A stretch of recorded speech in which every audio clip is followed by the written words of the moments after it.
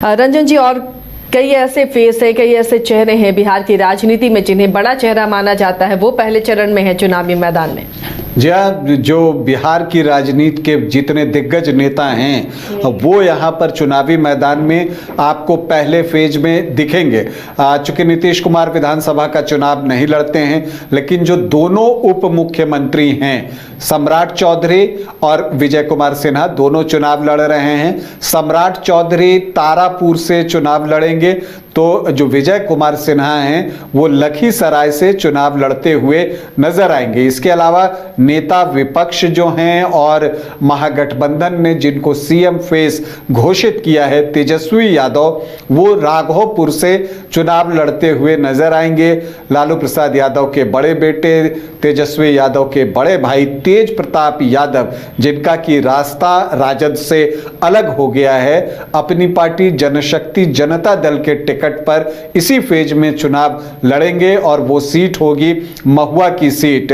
वो पहले से भी कहते रहे थे कि वो महुआ से लड़ेंगे जब वो राजद में थे तब भी, तो अब वो वहां से अपनी किस्मत आजमा रहे हैं। इसके अलावा अगर आप देखें तो कई मंत्री भी यहां पर आपको दिखेंगे। एक तो आलमनगर से नरेंद्र नारायण यादव जो है वो चुनाव लड़ रहे हैं। नरेंद्र नारायण यादव उपसभापति हैं बिहार विधानसभा के, वो यहां पर चुनाव लड़ते हुए नजर आएंगे। उनका मुकाबला वीआईपी के नवीन कुमार से है।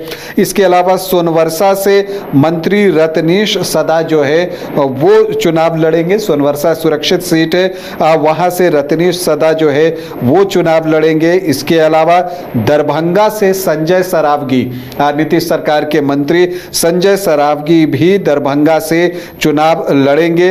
बहादुरपुर से मदन सहनी चुनाव लड़ते हुए नजर आएंगे। तो जाले से जीवेश मिश्रा, ये भी मंत्री हैं, तो वो भी चुनाव जो है इसी फेज में लड़ने जा रहे हैं जाले से।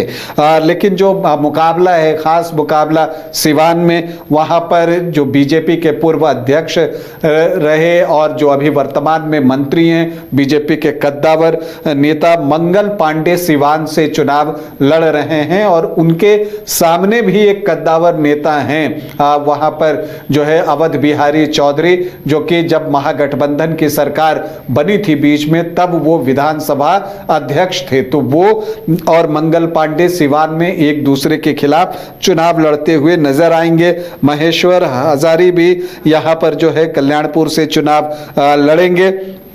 इसके अलावा आप देखें तो दानापुर से रामकृपाल यादव चुनाव लड़ेंगे।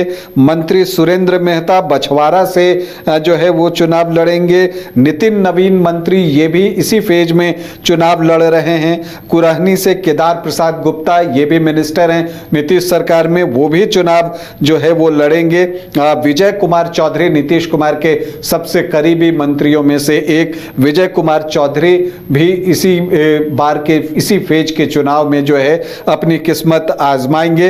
नालंदा से श्रवण कुमार, नीतीश कुमार के पुराने सहयोगी और अभी वर्तमान में मंत्री, वो नालंदा से चुनाव लड़ेंगे श्रवण कुमार। तो ये चीजें आपको दिखती हैं। आप श्याम रजक भी यहां फुलवारी से चुनाव लड़ेंगे। तो राजपुर बक्सर से पूर्व मंत्री संतोष कुमार निराला भी जो है वो चुनाव लड़ने जा रहे हैं। अगर विपक्ष की बात करें तो अवध बिहारी चौधरी की बात हुई, तेजस्वी यादव की बात हुई। ललित कुमार यादव दरभंगा ग्रामीण से एक बार फिर अपनी दावेदारी पेश कर रहे हैं। मुजफ्फरपुर से विजेंद्र चौधरी जो है वो कांग्रेस के टिकट पर चुनाव लड़ेंगे। रघुनाथपुर से ओसामा साहब, मोहम्मद शहाबुद्दीन के बेटे, वो भी जो है इस बार चुनाव लड़ रहे हैं और रघुनाथपुर से वो चुनाव लड़ते हुए नजर आएंगे। दानापुर में रामकृपाल यादव जो है वो चुनाव लड़ेंगे। ये भी एक हॉट सीट है दानापुर की, तो यहां से रामकृपाल यादव जो है वो चुनाव लड़ेंगे। और कुछ अगर देखिए तो मोकामा से अनंत सिंह चुनाव लड़ेंगे। धूमल सिंह एकमा से चुनाव लड़ते हुए जो है वो नजर आएंगे। अमरेंद्र कुमार पांडे भी इसी फेज में चुनाव लड़ रहे हैं। तो कुल मिलाकर आप देखिए तो कई बड़े चेहरे जो हैं वो पहले फेज में अपनी किस्मत आजमाएंगे।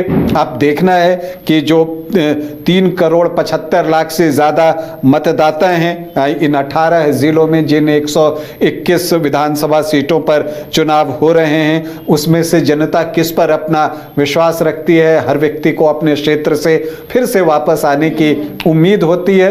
तो देखना है कि सारे बड़े चेहरे फिर से वापस लौटते हैं, किसी को झटका लगता है, क्या होता है। यही तो चुनाव है और यही लोकतंत्र की खूबसूरती भी है। तो कई बड़े चेहरे हैं जो पहले चरण में चुनावी मुकाबले में नजर आएंगे।